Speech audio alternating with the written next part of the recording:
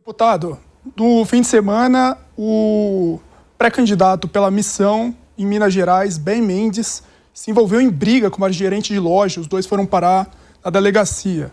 Também viralizou nos últimos dias vídeo de uma identificada como militante do MBL, a gótica do MBL, expulsando flanelinhas das ruas da 25 de março. Como o senhor e o partido avaliam esse tipo de violência? Não, isso não é uma violência. Primeiro, a gótica do MBL que você citou aí tá defendendo a lei, basicamente, né? É ilegal você ser flanelinha, é ilegal você extorquir uma pessoa para exigir dinheiro para uma vaga pública, né? Então não existe nenhum tipo de violência. Primeiro que ela não expulsa no soco, ela chega e diz, expõe, grava, fala, o que você está fazendo é ilegal, você não pode fazer isso aqui. É, obviamente que ele vai sair constrangido, pode sair xingando, pode sair brigando, mas ele tem que sair porque é ilegal. Então não tem nenhuma gótica vigilante com uma máscara de Batman saindo agredindo pessoas por aí. Apesar de que de vez em quando eu sinto a falta de um Batman no Brasil, porque a gente tá cheio de coringa. Mas, do outro lado, né, por parte do Ben Mendes, ele foi agredido, ele foi defender a lei, ele foi defender o direito de um consumidor que foi injustiçado, que levou a nota fiscal, que cumpriu todos os requisitos para ser atendido. A lojista não quis atender, não satisfeita em ser confrontada com a lei, ela quebra um lustre, sei lá, uma lâmpada em cima do Ben Mendes. Ele é linchado, ela morde ele, ela desfere socos contra ele, e aí ele empurra para repelir a injusta agressão. Isso chama-se legítima defesa, é o uso legítimo da violência. Não foi ele que iniciou a agressão. Aliás, se ele tivesse respondido na proporção de força que foi utilizado contra ele, ele estava preso pela Lei Maria da Penha, porque pegaram literalmente um lustre, quebraram nele, socaram ele, morderam ele. Ele repeliu com um empurrão. Se ele tivesse quebrado um lustre na cabeça da mulher, se ele tivesse mordido a mulher, se ele tivesse feito exatamente a mesma coisa que foi feita contra ele, ele estaria preso e... veja só, se repelindo uma injusta agressão, tendo apanhado como ele apanhou, ele já foi linchado pela imprensa como foi, porque na imprensa só saiu um recorte dele empurrando de volta. Não saiu o vídeo todo. Aliás, aproveitando esse espaço, eu sugiro que quem esteja nos assistindo vá no canal do Ben Mendes e assista o vídeo de 35 minutos mostrando tudo, para quem quer ver a verdade. Agora, para quem quer ver recorte malicioso de imprensa, para linchar a reputação de um pré-candidato só porque ele faz parte do partido Missão e só porque ele tem viabilidade no estado de Minas Gerais, aí pode se satisfazer com notícia falsa sendo espalhada. O senhor fala em viabilidade em Minas Gerais. Qual é a viabilidade? Bom, ele ou disputará o Senado da República ou disputará o governo do estado. Em ambos os cenários, ele é uma pessoa de grande repercussão, já era antes de ingressar para os quadros do partido, continua inclusive, eu acho que uma das melhores medidas para você saber se um candidato é competitivo ou não é o quanto ele é atacado pelos seus adversários. Veja, eu falo isso por mim. Se eu tenho um adversário que ele é irrelevante, que ele não é viável, eu não vou dar atenção para ele. Porque quanto mais atenção eu dou para ele, mais ele cresce. Eu só vou dar atenção, eu só vou atacar um adversário que me ameaça. Um adversário que é viável, um adversário que está do meu tamanho, ou está prestes a chegar no meu tamanho, ou é maior do que eu. Essa é a lógica da política. Então, se ele está sendo tão gravemente tentando promover-se um massacre contra ele por parte dos seus adversários políticos, isso só mostra que ele tem viabilidade, que ele ameaça os seus adversários. Nós seguimos girando os nossos convidados. Agora, mais uma pergunta do Matheus Dias. Olá, Matheus. Deputado, pegando carona já nessa sua última fala, é assim que o senhor se enxerga nesse cenário de São Paulo? Então, agora, ainda mais com essa mudança de partido, ainda mais você sendo líder agora do partido na Câmara, talvez, quem sabe, vir a concorrer ao governo, entra essa linha do prego que se destaca, leva a martelada? Não, com certeza, né? O fato de, vamos lá, primeiro, obviamente, os dois maiores concorrentes, né, é o Tarcísio e o Haddad. Então, são os dois que vão apanhar mais e vão brigar mais entre si. Agora, a partir do momento que a minha pré-candidatura, né, começar a crescer, se a candidatura começa a ganhar viabilidade, começa a ameaçar, eu não tenho dúvida de que a gente vai começar a sofrer ataques, né? Por mais improvável que seja uma eventual vitória minha para o Palácio dos Bandeirantes, e por mais que eu já tenha dito para vocês que se quer me decidir ainda sobre a pré-candidatura, nós do MBL já tivemos uma experiência de sucesso, que a gente considera de sucesso, numa eleição improvável, que foi o Arthur Duval para a Prefeitura de São Paulo em 2020. 2020 você não podia fazer campanha porque era pandemia. A gente estava num partido nanico.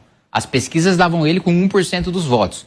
Mas ainda assim ele era constantemente atacado tanto pelo PT como pelo Russomano, que era o candidato do Bolsonaro nas eleições. Por quê? Porque eles estavam vendo o potencial de crescimento do Arthur. Não à toa, ele chega na urna, a gente vence o PT que sempre foi para o segundo turno em São Paulo, o MBL vence o PT num partido nanico, né? E empata com um candidato do Bolsonaro, que era presidente da República. Então a gente já tem uma experiência para ver que é assim que as coisas funcionam. O senhor comentando alguns nomes sobre São Paulo, além do ministro Fernando Haddad, tem também a ministra Simone Tebet e a ministra Marina Silva. Ambas são de estados diferentes, não são de São Paulo. O senhor, sendo de São Paulo, como o senhor vê, é algo que imita também um pouco dos aliados de Jair Bolsonaro. O filho de Jair Bolsonaro, do Rio de Janeiro, vai disputar em Santa Catarina. Como o senhor vê essa conduta de levar o nome de um outro estado para disputar no estado de São Paulo? Eu acho, primeiro, eu pessoalmente não vejo nenhum problema com uma pessoa de um estado disputar um cargo em outro estado. O senhor acha que ele representa o eleitor de São Paulo, não sendo de lá? Calma. Tem como você representar um eleitor de um lugar não sendo desse lugar. Isso aí não tem nenhum problema, porque representação não é uma coisa nata, né? Inata a você, né? Você constrói a legitimidade para representar as pessoas ao longo da sua vida. O meu ponto é o seguinte: para representar e para fazer sentido você representar um estado, você precisa ter uma história nesse estado, você precisa conhecer esse estado. O meu principal problema e assim, não vai acontecer, tá? Eu tenho certeza absoluta que Marina não será candidata ao Bandeirantes, assim como Simone Tebet não será candidata do Bandeirantes. Mas o meu problema com ambas é falta de preparo e de conhecimento do estado para governar. As duas não teriam a menor noção do que fazer no governo do estado de São Paulo. Tanto por não conhecer o estado profundamente, como por não ter programa, como pelas experiências que demonstraram. E Simone Tebet é um desastre na gestão. Sob a sua gestão, construiu-se o colapso do orçamento que vai acontecer no mandato do próximo presidente da República. Marina Silva, todos os seus indicadores são um desastre. O governo Lula comemora, olha, caiu o desmatamento 50% esse ano. Sim, caiu esse ano porque no ano passado, sob o seu governo, cresceu trocentos por cento. Então, assim, a gestão da Marina Silva teve recorde de desmatamento, teve recorde de queimadas, teve recorde de incêndios, e ela ainda quer governar um estado. Se ela já é um desastre numa única pasta, imagina ela comandando todas as pastas num governo do estado. A mesma crítica eu faço para o Carlos Bolsonaro. Ele é um absoluto inútil, ele é um peso de papel como vereador na cidade do Rio de Janeiro, né? Ele não faz nada, ele não aprova nada de importante, ele não barra nada de importante, ele é absolutamente irrelevante. Olha a gestão do Eduardo Paes. O que Carlos Bolsonaro já fez em relação à gestão do Eduardo Paes? O que ele já barrou de ruim? Qual o escândalo que ele denunciou? Zero. Ele é um peso de papel, né? Aí ele vai para Santa Catarina, que se o Rio de Janeiro, que é onde ele foi criado, que é onde ele nasceu, ele já não entende nada, ele já não faz nada, ele é um absoluto inútil, imagina em Santa Catarina, que ele não conhece. E eu ainda acho de um oportunismo e de uma canalice política gigantesca por parte do Carlos Bolsonaro e da família Bolsonaro colocar ele em Santa Catarina, porque Santa Catarina é 100% de chance de quadros bolsonaristas vencerem. Ou seja, não estão colocando o Carlos lá por uma razão republicana. Olha, precisamos de um nome forte do bolsonarismo para ganhar uma cadeira para o Senado. Não! Eles estão prejudicando quadros de lá, a Caroline de Tone, o Espiridião Amin, para colocar um filho no estado que eles têm segurança de que ele será eleito. Se fosse mandar o Carlos, vamos mandar o Carlos Bolsonaro para Bahia, que é um reduto do PT, e a gente precisa ter um nome bolsonarista forte para promover o nosso projeto de bolsonarismo de país. Aí eu ia falar, não, beleza.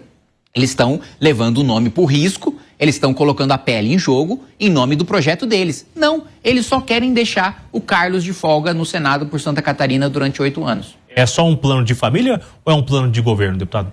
Não, aquele ali é claramente um plano familiar. Ali eles estão querendo, sei lá, construir um seguro de vida com um mandato, que é o que eles sempre fizeram. Arthur. Deputado, me permita voltar à violência. A violência política foi a tônica das eleições de 2022. Teve militante que morreu, a então deputada Carla Zambelli saiu com arma em punho. O senhor não teme que essa violência estimulada pelas redes sociais, que são o carro-chefe do MBL e da missão, possam agravar ainda mais esse problema? A única violência que a gente estimula é contra chefe de facção criminosa. E a gente vai continuar estimulando. Tomara que a população, que a polícia, que as forças armadas, que as autoridades públicas sejam influenciadas pelo nosso discurso de violência contra o chefe de facção criminosa e que eles sejam mortos ou que eles sejam presos. A gente não estimula a violência, a gente não manda nenhum militante do MBL ou da missão, nem sugere que ninguém do nosso partido saia espancando bolsonarista ou petista. Pelo contrário, toda vez que um militante do MBL foi em algum evento ou em algum local dominado por algum adversário político, a gente sempre apanhou. E eu digo isso porque eu senti isso na pele. Quando a gente sempre foi acusado de violência, de atacar os outros, de ser agressivo, e a gente sempre apanhou. São recortes maliciosos da imprensa que são utilizados contra a gente para colocar essa pecha. Mas vamos olhar os fatos. Quando eu acampei aqui em frente ao Congresso Nacional para pressionar o presidente Eduardo Cunha a pautar o processo de impeachment da Dilma, o líder do governo, Cibá Machado, disse que iria para o palco a gente, que iam expulsar a gente da frente do gramado do Congresso.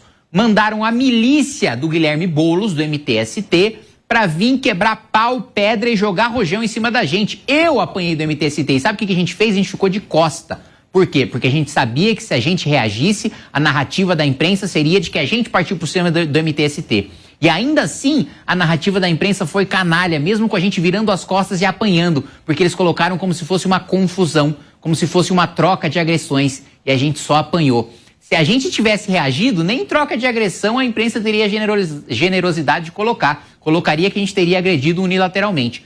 Todas as vezes que o MBL foi promover debate, eu fui chamado para participar de um debate na Unesp, no começo desse meu mandato. Não consegui porque vieram me bater, né?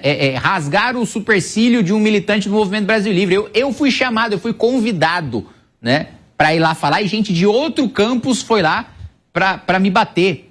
Eu nunca bati em ninguém, nunca incentivei de bater em ninguém. A diretriz interna do Movimento Brasil Livre sempre foi: você vai apanhar, você apanha calado. E assim, como isso não está adiantando nada, eu acho até que a gente pode começar a mudar essa diretriz. A falar o seguinte: se você apanhar, se defende.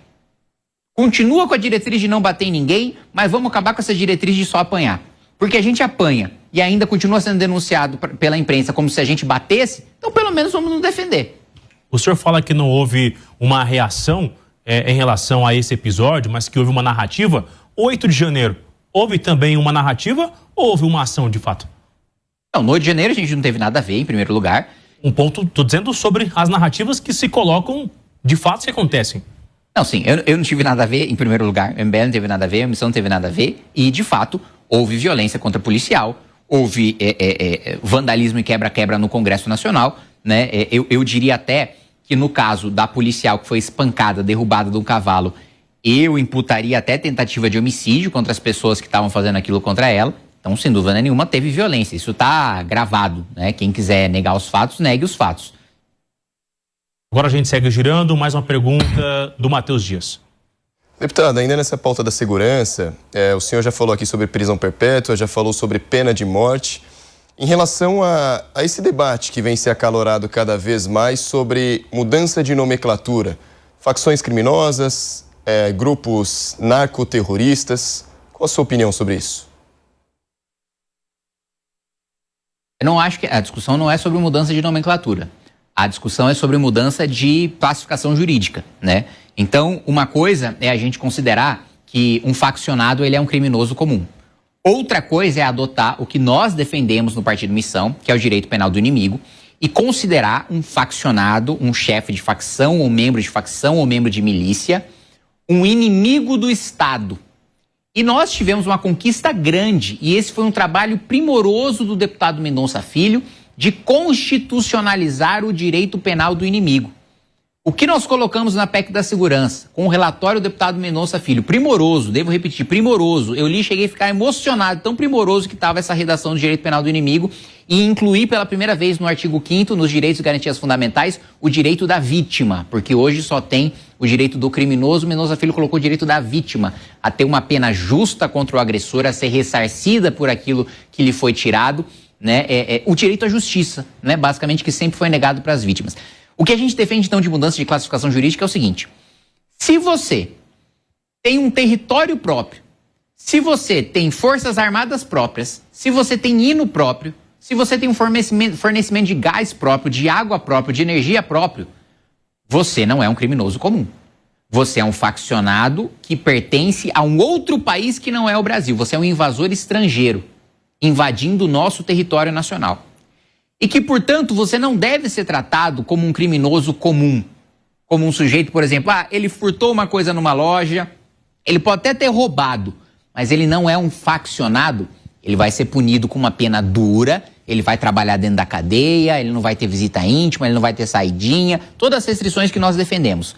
Mas ele vai passar por um processo penal comum.